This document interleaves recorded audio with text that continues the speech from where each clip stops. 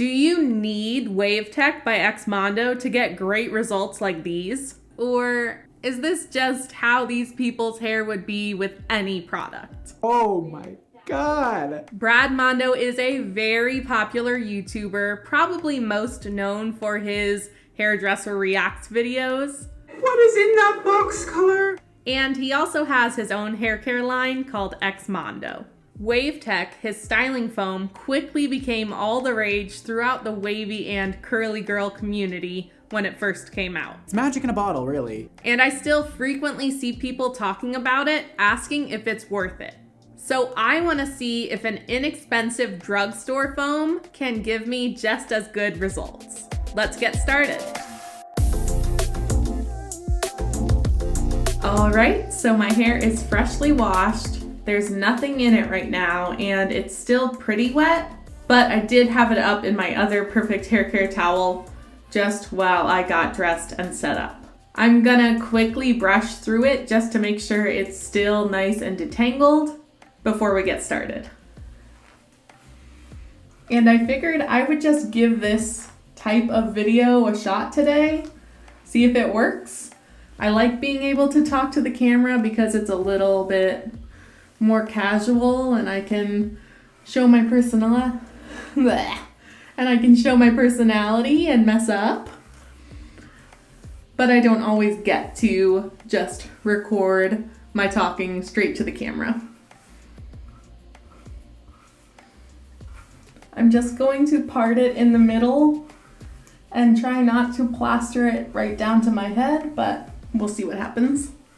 I usually record the washing and conditioning process, but today I decided to try something different, see how you all like it. It also keeps my bathroom from getting soaking wet. All right, now that it is parted and fully detangled, I'm ready to style. I'm using the So Cozy Kids Curl Volumizing Foam. It doesn't have exactly the same ingredients as Wavetech. It does have some protein, which Wavetech does not have, but it's the same size bottle for a much lower price. So I wanted to give it a try and see what kind of results I can get with this $5 foam versus a $27 foam. I'm going to apply it with a comb just like Brad suggests. So I'm just squeezing 4 pumps onto my comb, just like that. And I'm going to comb it in.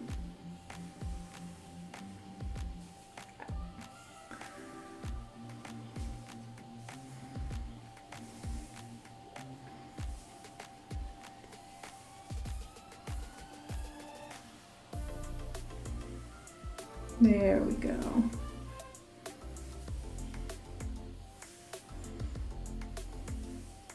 And he says to really load it up, so I'm going to try to do that. I'm going to lift the top section up a little bit so I can get this section.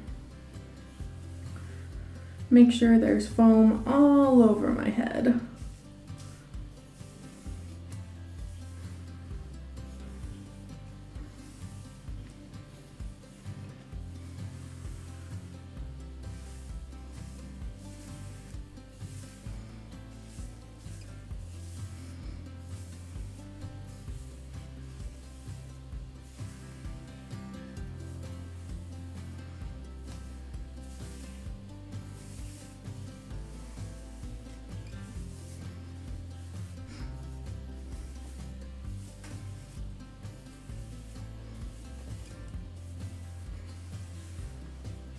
Don't forget the back.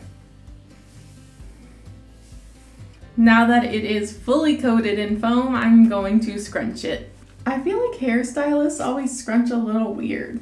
They like scrunch with their fist facing the hair, which just seems odd to me.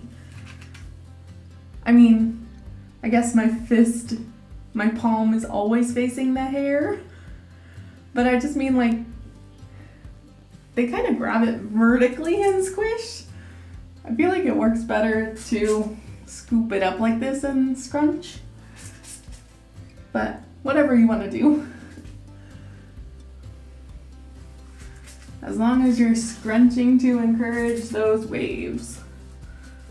Same to the other side. A lot of people think you can't scrunch texture into type 1 hair, which is called straight, and use a styling product to just add some more texture. That's really not true. Styling this way might not work as well on straight hair, but using a lot of product, a lot of the right product, especially a lightweight product that gives a tangible texture and some grit to the hair, especially can scrunch some extra texture into straight type 1 hair. Not all straight hair is pin straight. There is 1A, 1B, 1C, which have graduating levels of very loose waves. So a little natural bend in the hair does not automatically equal type 2, and that's okay. Type 1 is good, type 2 is good, type 3 is good, and type 4 is good. And if you have straight hair, if someone tells you that your hair type looks like it's straight, they probably don't mean your hair is pin straight. Remember that there is some movement to most type 1 straight hair. That's just what it's called, straight. Straight, wavy, curly, coily. None of them are insults. None of them are better than the others. I'm gonna get myself in trouble here with people upset about the terminology. That's okay. My hair is even borderline straight. It's just barely into the type 2 category. And I don't know, my hormones might continue changing it and I might end up in type 1. We really don't know.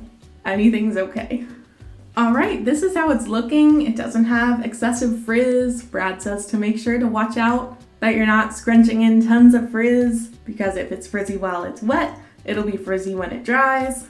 But it looks pretty good. It has a little bit of enhancement to my waves. And now we're gonna air dry, because I'm following the way that he uses Wavetech in this video, and because I want to see what happens when I just air dry with only this foam. He does put some clips in at the roots to give a little bit of root lift on his mannequin head, but I don't have the right kind of clips, so we'll just leave my roots like this. If you see my channel before, you probably know that I have pretty flat roots no matter what, so I'd rather not try to clip them with the clips that I have and end up getting them caught in my hair and pulling out my hair. Let's air dry. All right, I fully air dried. My hair was looking just like this. It wasn't crunchy at all, but I could tell it needed a little bit of fluffing. So I just did a quick scrunch and a nice root fluff to soften everything up and finish the look. And these are the results. My hair feels very light and very moisturized. It's super shiny and nicely defined. I have pretty average volume for me, and my waves are nicely enhanced. I have minimal frizz, and overall, I'm really happy with the results. I will note that my roots and the top section of my hair is a little bit straighter, probably from combing in the mousse, but that's okay. My loose waves are usually pretty straight at the root anyway, and it doesn't bother me. Now, in his video, Brad uses his salty spray to add some extra texture after the hair has dried. I'm not using anything extra this time because, like I said, I just want to use this foam so that you can all see if it's really that exact product that you have to get nice wavy results, or if it is just good styling technique, good product, and the general type of hair you have to begin with. I think another great option for comparison that I could try would be using my keratin volumizing system, which is the mousse, which is actually a foam, and the root volumizer spray, because those are very light and those give me the most volume I've ever gotten from products. They work excellently. They are a little bit pricier than the foam I used today, but they are not as expensive as Wavetech. And I could definitely use that root volumizing spray after my hair has dried to add some extra texture, just like Brad did when he used Salty. I think this worked really well, but you'll have to let me know. What do you think? Do I really have to just try Wavetech? Tell me in the comments. And Brad, if by any wild chance you're watching, go ahead and send me some Wavetech so I can really start living my extra life. As always, the products that I used and mentioned are linked in the description. If you liked this video, please click on the like button. Make sure to subscribe to my channel and click on the notification bell if you don't want to miss out on any of my future videos. Remember to love yourself fully and faithfully, and I'll see you next time.